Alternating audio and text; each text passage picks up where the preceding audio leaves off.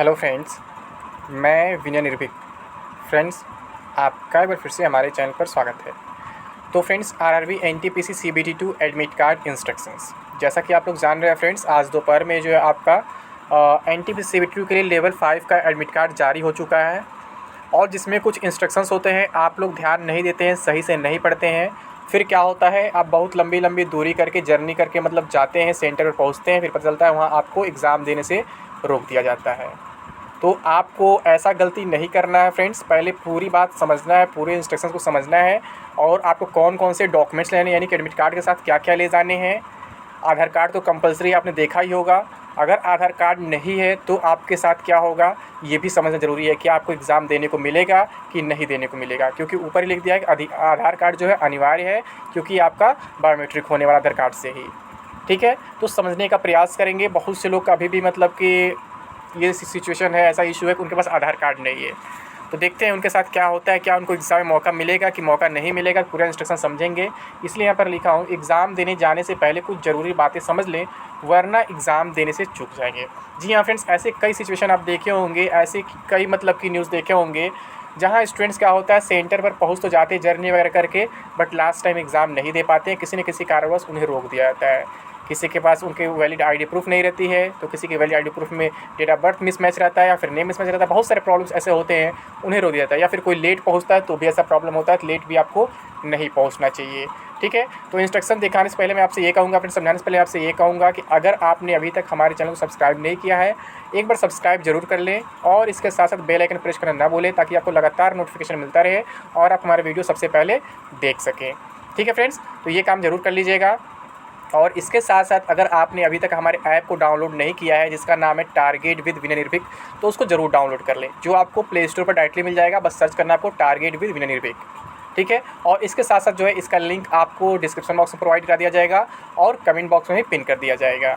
मैं इसलिए app download करने को बोल रहा हूँ फ्रेंड्स, क्योंकि यहाँ पे बहुत सारी फ्री सर्विसेज आपको मिलेंगी। सबसे पहले तो आपके क्वेरी सॉल्व किए जाते हैं। यहाँ कमेंट बॉक्स में बहुत लोग जवाब नहीं दिया पाता है, ठीक है, कोई दे नहीं पाता है, ज़्यादा कमेंट्स हो जाते हैं। तो इस वजह से आपसे कहूँगा, सबसे पहले आप ऐप डाउनलोड कर लिए। कोई क्वेरी हो तो आप वहाँ पूछ सकते हैं चैट बॉक्स में। और इसके साथ साथ बहुत फ्री स्टडी मटेरियल आपको मिलते हैं और आपको free mock test, free courses मिलते हैं, जिसका आप फ़ायदा उठा सकते हैं। इसके साथ साथ paid courses, paid mock test वगैरह भी हैं। आप मतलब चेकआउट उन्हें कर सकते हैं, अगर पसंद आए तो उन्हें आप परचेज़ भी कर सकते हैं। ठीक है, अब आप जानते हैं आपके एग्ज़ाम में मात्र 2 से 3 दिन बचा हुआ है। जर्नी को अगर हम छोड़ दें तो ठीक है, मतलब कि जर्नी का टाइम काउंट कर रहे हैं उधर तो एग्ज़ाम में, तो 2 से 3 दिन बचा हुआ है। तो अब लास्ट टाइम आपके प्रिपरेशन को धार देने के लिए क्या करना चाहिए, भी बहुत इंपॉर्टेंट होता है। ठीक है, आपने अब तक बहुत सी पढ़ाई की होगी, बट मन में कॉन्फिडेंस नहीं आ रहा होगा। ऐसा हमेशा होता है, सभी के साथ होता है। एग्ज़ाम देने से पहले लगता है ये छूट गया है, वो छूट गया, ये हो गया, वो हो गया। तो इन्हीं सब मतलब लो कॉन्फिडेंस को दूर करने के लिए, हाई कॉन्फिडेंस बनाने के लिए कुछ ऐसी चीज़ आपके लाए गए हैं, कुछ ऐसे ई बुक्स हैं, कुछ ऐसे टेस्ट सीरीज़ हैं जो आपके कॉन्फिडेंस को बहुत हाई लेवल तक बूस्ट कर सकते हैं। ठीक है, तो मैं बात कर रहा हूँ यहाँ पे ये जो आपका GK plus science top 21 and selected chapter wise MCQs है। इसमें जीके और साइंस के ऐसे क्वेश्चन सेलेक्ट किए गए हैं जो मतलब कि बार बार रेलवे में पूछे जाते हैं, फिर एसएससी में भी पूछे जाते हैं। यानी कि सभी किताबों का निचोड़ इसमें आप देख रहे हैं। लगभग 10 किताब यहाँ पे दिख रहे हैं। ठीक है, और 10 किताब ही केवल नहीं फ्रेंड्स, यहाँ पे ऐसा चीज़ है ना, इनके बाहर से भी क्वेश्चंस लिए गए हैं और ऐसे क्वेश्चंस लिए जो एग्ज़ाम टाइम में तहलका मचाते हैं हमेशा, और यहाँ भी तहलका मचाएंगे। ऐसा उम्मीद है कि 70 से 80% जो प्रश्न हैं सीधे यहीं से आएंगे। मात्र कितने क्वेश्चन है, 2100। बिल्कुल अपडेटेड ई बुक है और इसकी सेलिंग देख चुके हैं अब तक कितना हो गया है, 18,100 प्लस सेलिंग हो चुकी है। तो कुछ खास बात है फ्रेंड्स, तभी इसकी इतनी सेलिंग हुई है, जो आपका एनटीपीसी में भी वर्क करेगा और ग्रुप डी में वर्क करेगा, और इसके आगे अगर कोई एग्जाम आ रहा है, कोई वैकेंसी है रेलवे से, तो उसमें वर्क करेगा ही करेगा, प्लस एसएससी में भी वर्क करेगा। मतलब इसकी जितनी तारीफ़ की जाए उतनी कम है। जीके प्लस साइंस के लिए कंटेंट बहुत कम है।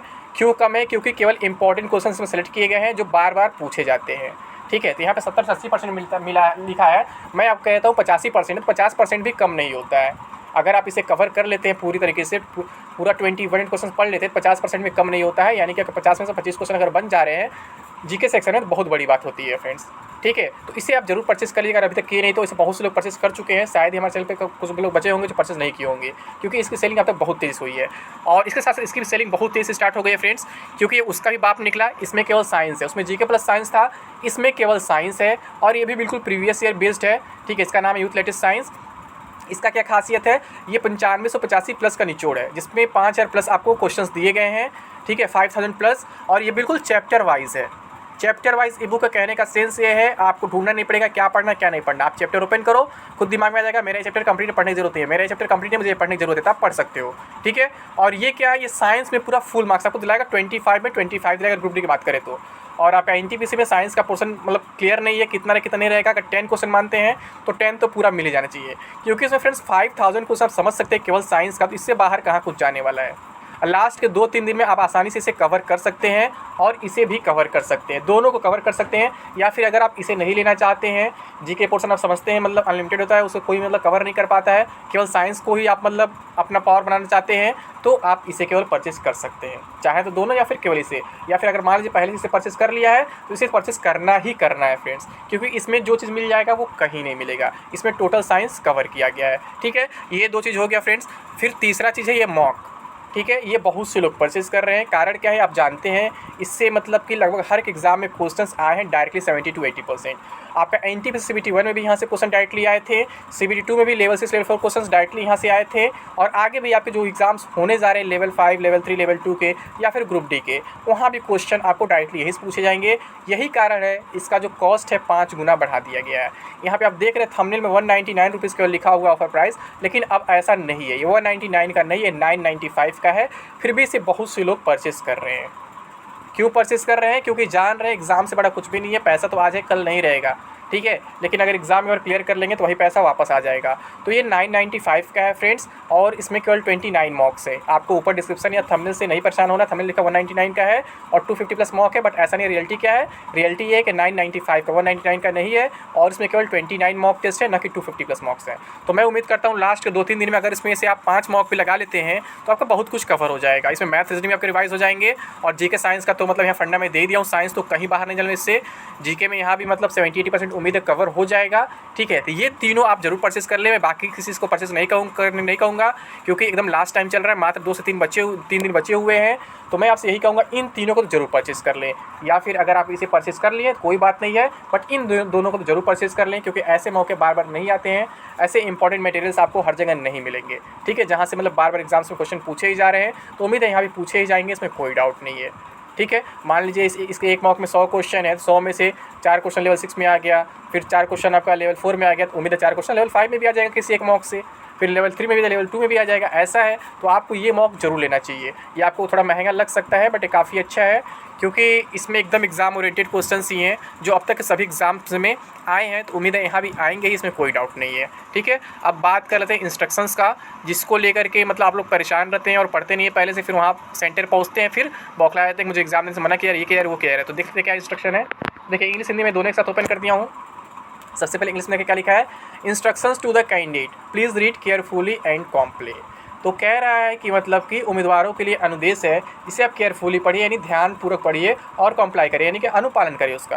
Candidates will be allowed to appear in the examination only on producing e call letter, photograph, original photo ID and face mask. यहाँ साफ साफ लिखा हुआ है कि कैंडिडेट्स को एंट्री कैसे मिलेगा, ई बुलावा पत्र यानी कि एडमिट कार्ड की बात की जा रही है, ई कॉल की बात की जा रही है, एक फ़ोटो रहना चाहिए कम से कम, ठीक है, और ओरिजिनल फ़ोटो ID कोई होनी चाहिए, और फेस मास्क। फ़ोटो ID में आपका कुछ भी चल सकता है, अगर कहीं आधार कंपल्सरी नहीं लिखा है तो, ठीक है, अगर लिखा तो भी देख लेंगे।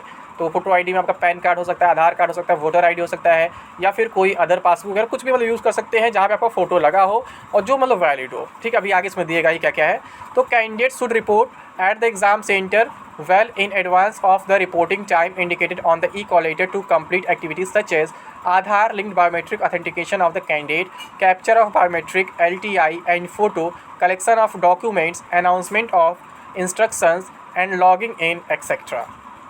तो यहाँ पे कह रहा है कैंडिडेट्स को जो टाइम से पहले पहुँच जाना चाहिए, ताकि जो मतलब आगे के काम है, आवश्यक गतिविधियाँ हैं, जैसे कि आधार लिंक बायोमेट्रिक प्रमाणीकरण हो गया, बायोमेट्रिक कैप्चर हो गया, और फिर बाएं थंब का जो निशान होता है, बाएं अंगूठे का निशान LTI जो होता है वो हो गया, फिर फ़ोटो हो गया, दस्तावेज संग्रह हो गया, अंतिम घोषणा, लॉगिन वगैरह सब पूरा आप कर सकें, ठीक है। तो इसमें कहीं ये नहीं लिखा है कि आपको आधार लाना कंपलसरी है, अभी तक तो ये नहीं लिखा। आगे देखते हैं सेकंड क्या लिखा हुआ है, candidates to note the following timings, the duration of CBT will be 90 minutes, 120 minutes for PWBD candidates taking CBT with scribe. कह रहा है कि एग्ज़ाम का टाइमिंग दिया है 90 मिनट का एग्ज़ाम आपका सीबीटी है और 120 मिनट्स किसके लिए है, पीडब्ल्यूडी के लिए है, जिनका मतलब कि जिनके साथ स्क्राइब्स रहते हैं, ठीक है, और मतलब स्क्राइब जिनका लिखते हैं। तो रिपोर्टिंग टाइम दिया हुआ है फर्स्ट शिफ्ट का 7:30 दिया हुआ है, गेट क्लोजिंग टाइम दिया हुआ है 8:30, ठीक है, और एग्ज़ाम स्टार्ट टाइम 9 है और एग्ज़ाम एंड टाइम 10:30 है।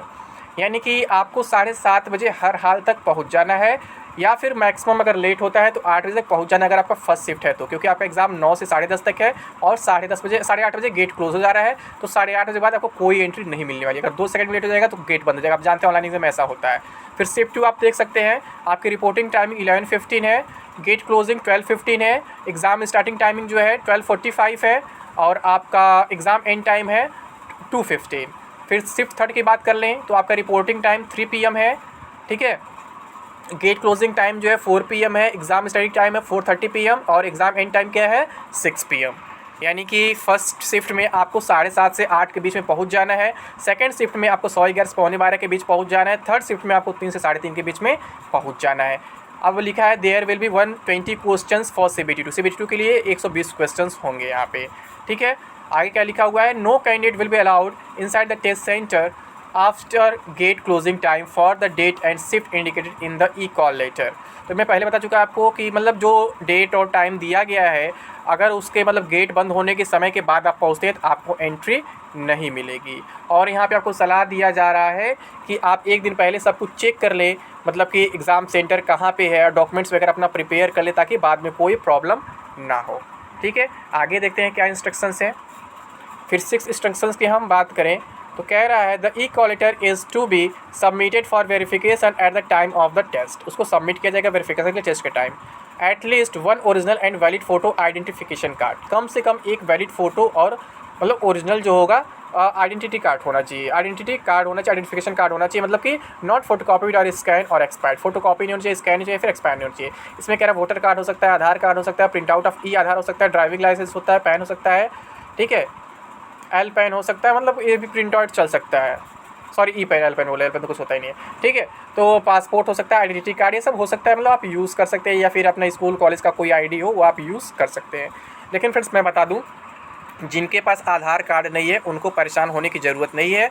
न तो आपके लिए आधार कार्ड कंपलसरी है, न तो आपके लिए आधार नंबर कंपलसरी है, ठीक है। वो जो बायोमेट्रिक होता है बिना आधार के भी हो जाता है, आपको परेशान होने की ज़रूरत नहीं है। अगर आप बैंकिंग एग्जाम्स दिए होंगे तो आपको मालूम होगा बैंकिंग एग्जाम्स में भी आधार वगैरह नहीं लगता है, बट बायोमेट्रिक फुल होता है, ऐसे ही ऑथेंटिकेशन होता है, ठीक है। यानी कि आधार कंपलसरी नहीं है, आपको इसको लेकर के टेंशन नहीं करना है, परेशान नहीं होना है। आपके पास कोई भी ID आप उसे यूज़ कर सकते हैं, चाहे पैन कार्ड हो, चाहे वोटर ID हो, चाहे आपका किसी स्कूल का कॉलेज का कोई आई कार्ड हो, या फिर आप कहीं गवर्नमेंट जॉब कर रहे हैं वहाँ सर्विस का आई कार्ड है, तो कुछ भी आप यूज़ कर सकते हैं। मतलब कहने का सेंस है आधार कार्ड यहाँ पे कंपलसरी नहीं है और इसको लेकर के टेंशन लेने की ज़रूरत नहीं है, ठीक है फ्रेंड्स। तो उम्मीद करता हूँ सारे इंस्ट्रक्शन आप समझ गए होंगे।